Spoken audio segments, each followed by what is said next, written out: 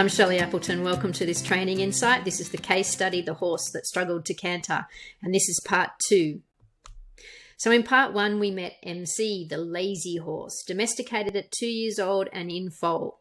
She started well under saddle, in walk and trot. Then, unfortunately, when she came home, she suffered a fence injury that required 10 weeks confinement to heal. She was then diagnosed with serious ulcers that needed multiple drug therapy and prolonged treatment time to resolve. This is the beautiful MC, so her story continues. So over the next 12 months, MC's owner spent time establishing her under saddle, taking her out bush riding and to low-key encouragement days, just walk trot events, an adult riding club, etc. MC proved herself to be very level-headed, dependable, and seemingly okay with being ridden. MC's owner decided it was time to start asking for more canter. However, MC would constantly disunite and pop in small pig roots.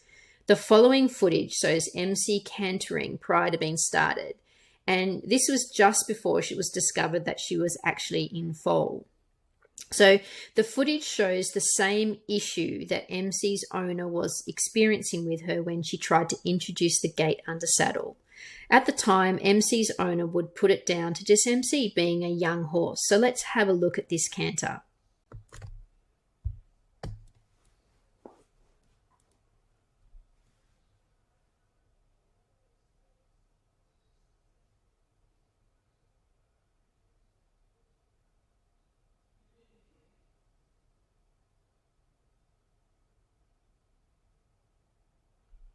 Okay, and now, so that was the left rein, now the right rein.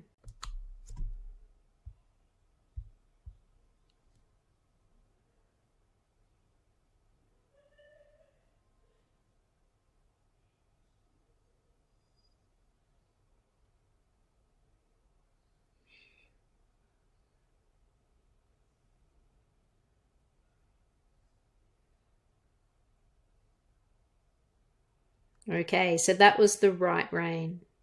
So although this is prior to her having a foal, actually it was just prior to her even being discovered she was actually pregnant, because she came off a station, she was running wild.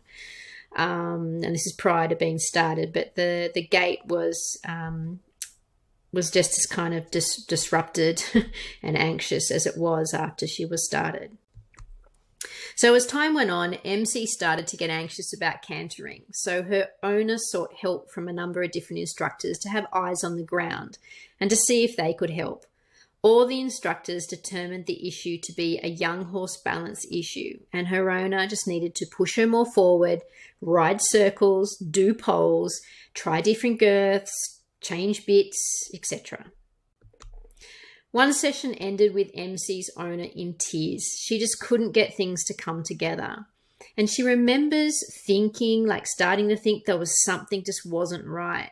But at that stage, she was still ingrained with the traditional belief that a horse should obey and be respectful, and that MC was just being difficult. To be continued, so follow the case of MC the lazy horse in part 3.